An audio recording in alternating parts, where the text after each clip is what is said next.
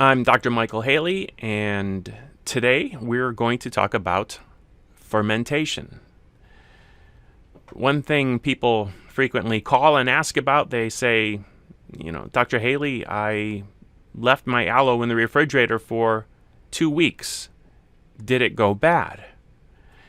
And I think what they're really asking is it still good for me? But did it go bad? Maybe they're asking, did it go bad? To understand fermentation and bacteria multiplication and things going bad or maybe even getting better in some cases, to understand fermentation, let's talk about money, something that people can relate to and understand a little quicker. People pay attention when it's money. It's like, what, money? How does that work? Bacteria. Oh, stay away. Bacteria. Close my ears off. I don't want to hear about that. I want to wash my hands and sanitize them. But money, oh, okay, let's talk about money. Yeah, how do I get more? Imagine if you had a choice to make a penny that doubled every day for a month or $1 million. Door number one, $1 million. Door number two, a penny that's going to double every day for a month. What would you rather have? Now, on first glance, $1 million sounds like a pretty sure win, and it is a pretty good victory for, just to have $1 million. That's a nice thing, but let's look at the penny. In a week, that penny on the first doubling day becomes 2 pennies, then 4, then 8, then 16, 32, 64, and at the end of the week, you got $1.28. Probably should have taken the $1 million, right?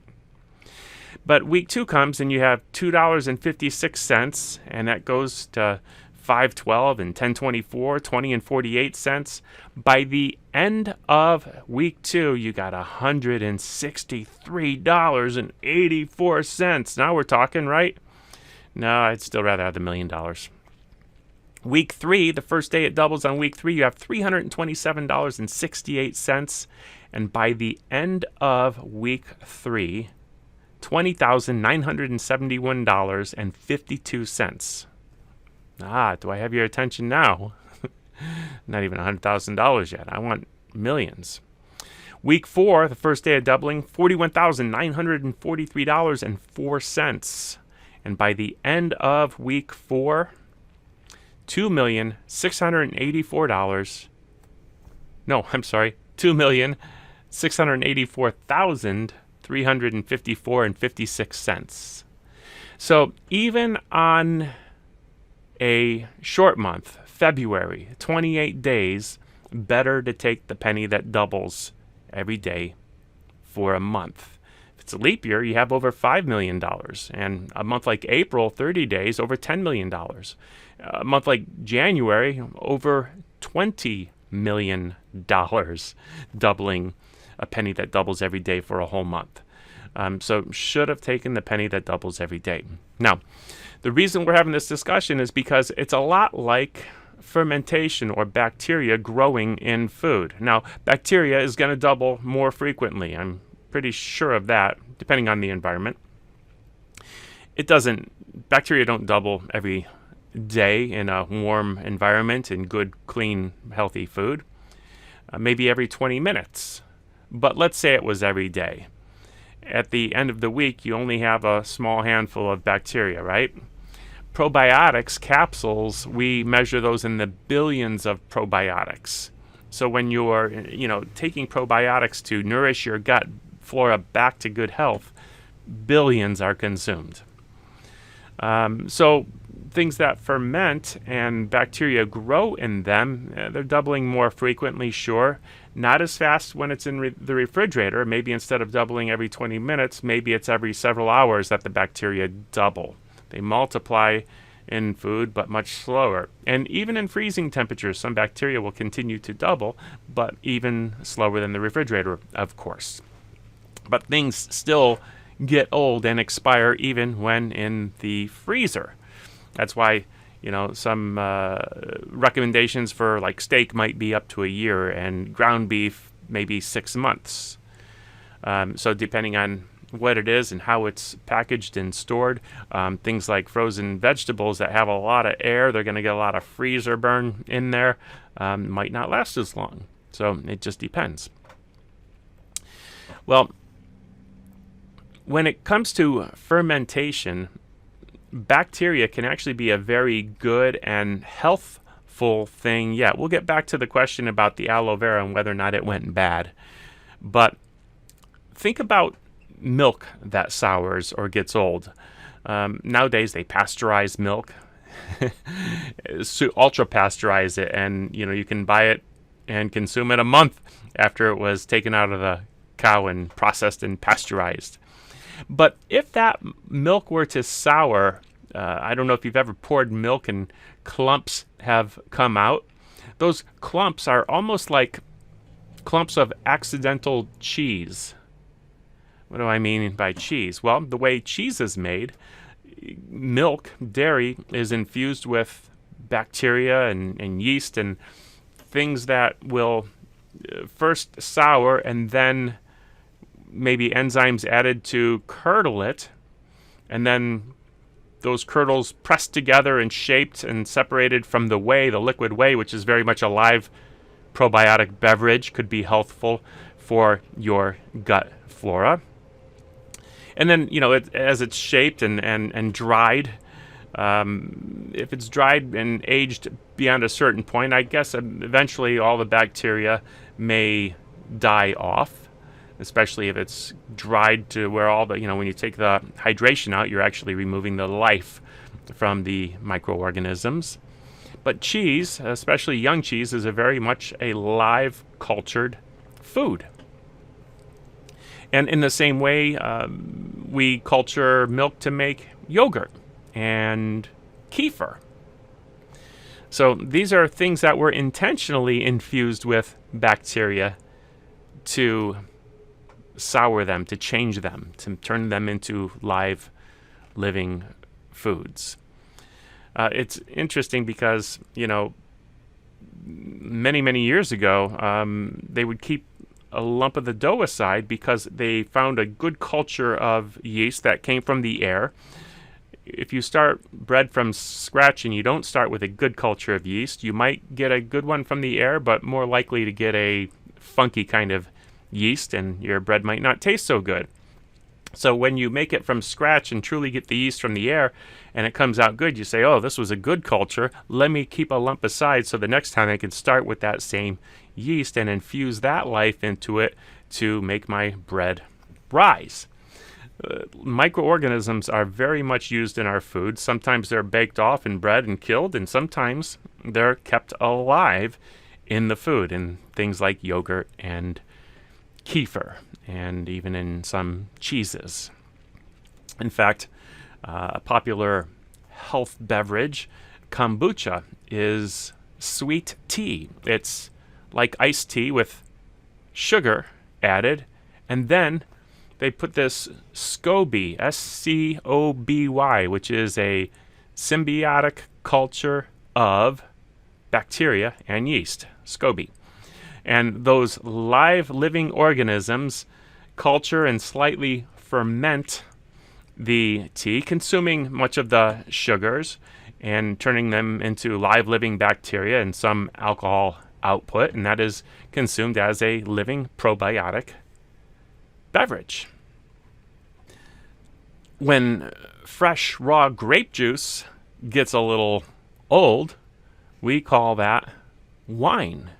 In fact, in the book of Timothy, chapter 5, verse 23, it says, "Stop drinking only water and use a little wine for your stomach and your frequent infirmities."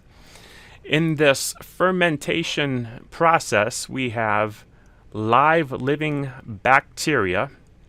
And I do believe that the wine of that day, 2,000 years ago, was very different than the wine of today. I'm confident that we've really mastered the art of not only fermenting, and we use instruments to measure fermentation and know when it's mostly done and when the sugars have been consumed off and fermentation has stopped. And sometimes even sugars are added back in for a second fermentation to further increase the alcohol content. And we bottle these wines, and some of them have preservatives and sulfites added to kill off the live living microorganisms that are probiotics actually good for you. I do believe when this was written, stop drinking only water, use a little wine, it was more like the case of old grape juice. In fact, I remember when I had a raw bottle of grape juice that I purchased from the Amish, and after a couple weeks of finding it in the back of my refrigerator, I opened it up and it made this little psst sound when I took the cap off. It had fermented into almost a champagne, a little bit of an effervescent wine. Was no doubt live living probiotic bacteria, and no, I was not afraid of it, and yes, I did drink it, and it was quite tasty. It was actually a very delicious wine or champagne or whatever I should call it, because it still had a lot of the sweetness. The fermentation hadn't completed, so it had some of the sugars of the grape juice, but a little bit of the sour, so it's that sweet and sour, almost lemonade kind of thing. Sweet and sour goes so good together. It was delicious, and no doubt it was live and living and probiotic, which is good for the stomach, and probiotics good for the immune system, which good for your frequent infirmities, according to the book of James, as it said 2,000 years ago. Somehow they knew that. So fermentation kind of preserves. How does it preserve? Well, when you have these good cultures in there, it's kind of like the dominating population wins. So now if it is contaminated with pathogenic bacteria, they don't stand a chance growing, living, multiply, because they have been filled with healthy, strong populations of probiotic bacteria that outnumber the pathogenic bacteria. So the pathogenic bacteria can't live in that place. And that's the concept of preserving through fermentation. Vegetables can also be soured, just like grapes and grape juice to make wine. We take cabbage and maybe sprinkle some salt on it to after you chop it up, to draw the water out, and squeeze it down with your hands, just like, well, grapes can be squeezed down with hands or feet or wine presses to get the juice out. But in the case of cabbage, if you're making it at home, you chop up the cabbage and sprinkle some salt on it, and as the salt draws the water out and you're scrunching out the liquid from the cabbage, when it gets to the point where you can wring it out like a wet sponge, you stuff it in a jar and put a lid on it, and you press down the cabbage below the water line, put a lid on it, and leave it on your counter, room temperature, which might be, 74, 75 degrees Fahrenheit for most people, I would imagine. And after about a week, you have soured cabbage or sauerkraut. Now, I have opened my sauerkraut too early. Remember the concept of the penny doubling from, you're talking chump change in the first week, but at the end of the month, those doublings, by the 30th time or so, millions are doubling. And if we take that just a little further, billions and then trillions are doubling.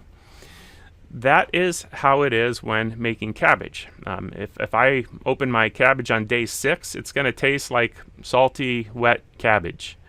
But on day 7 or 8, all of a sudden it starts getting sour as the billions, or who knows how many, of bacteria are multiplying. That's when it's becoming much more probiotic and much more preserved by the increase in the population of the good bacteria that taste good too. So that's fermentation of vegetables. And if I add to that other kinds of vegetables, carrots, radish, whatever you want, really, we might give it other fancier names like kimchi, and we put spices in it and make it all like a spicy vegetable cultured food.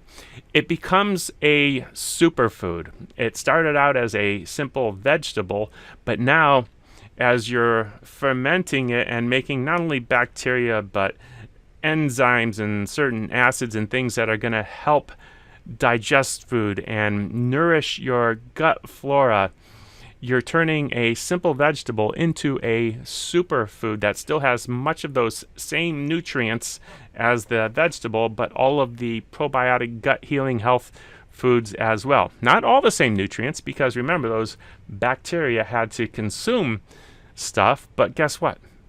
Most of what they're consuming is things like sugar that you'd rather not have. Sometimes they're cleaning it up and actually making it into something better for you. Like in the case of wine, sugars are being consumed as we're making all of these new super nutrients that are so good for you. So that's fermentation in a nutshell, and it certainly beats what we've seen in the past, let's say 100 years, where we're cooking all our food, super pasteurizing it, adding chemical preservatives to it to kill it off and make sure nothing can grow in it. And then we're consuming those things. And remember, they put preservatives in the food to kill. That's what it is there for. People say it's to make the food last longer. It is there to kill mold, yeast, fungus, and bacteria so that those things don't consume the food and change it, giving it the appearance of a longer shelf life, but really it's a less healthy food that the microorganisms cannot live in it. And then it's interesting because when you consume that food and you put it into your stomach, those chemicals, do they know to stop working all of a sudden? Or are they going to potentially damage your microbiome, making it harder to recover? I believe this is the reason why we have so many more inflammatory bowel conditions like acid reflux, Crohn's, celiac disease. There's a gazillion names for all of these inflammatory bowel conditions, from esophagitis and gastritis and colitis. There's a gazillion names. They're all pretty much the same theme: inflammatory gut, throwing off the microbiome, changing its environment, killing off the good bacteria, and now bad bacteria are taking over, and we're having an imbalance of that gut flora. The intestines are becoming raw. They are leaking, creating autoimmune responses that have a whole host of symptoms, affecting everything from the way your mind thinks, the way your body works, the aches and pains, and throwing off hormones and all kinds of things. Gut health is essential, and consuming good, clean, real foods, pesticide-free, herbicide-free, fungicide-free, all those things the farmers are putting on the food, going into your microbiome, acting as a sort of against bio-life, a form of antibiotic, killing off your gut flora, damaging it, versus the old way that they used to do it, preserving real food with live, healthy microorganisms that actually nourish your gut. So back to the original question that I get: I forgot my aloe in the back of the refrigerator, or I left it out overnight and it got warm. Is it bad? What has happened to it is the bacteria have increased, and they have consumed many of the nutrients, the reason why you purchased it. It does not make it bad. And some things ferment and are actually not only better for you, but even taste better. For instance, some people would much rather have wine than grape juice. I promise you, that's not going to be the case with aloe vera.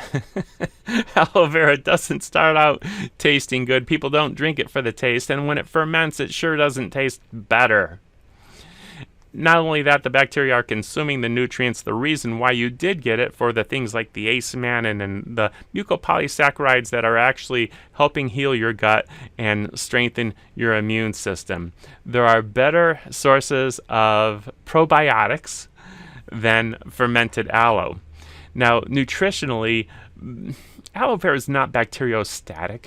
It's not going to, stop bacteria from growing in it, but it's not a great source of sugar and food for fermentation. So aloe vera ferments a lot slower than things like dairy and grape juice, and even cabbage. So it could last much longer in your refrigerator than even 7 to 10 days is what we tell people, because we want you to have the maximum nutrition. There's a point where that doubling starts having a big impact, and all of a sudden shaking your jug of aloe goes from having that real goopy sound to a splashy, watery sound, because all of a sudden the doubling is consuming all the nutrients so fast that the thickness has disappeared as those molecules have been broken down from the thick, long-chain mucopolysaccharides to essentially water. The bacteria consumed the nutrition at some point, changing it. We might not notice that thickness change in things like grape juice because it was never thick to begin with. But in aloe, it's very noticeable. And drinking it isn't going to harm you unless it was first contaminated with pathogenic bacteria. And that's what multiplied instead of the healthy probiotic bacteria. But chances are you weren't sticking dirty fingers into the bottle when it was fresh. And it's going to be just the naturally occurring bacteria that happen in vegetation that multiply and become more of a probiotic.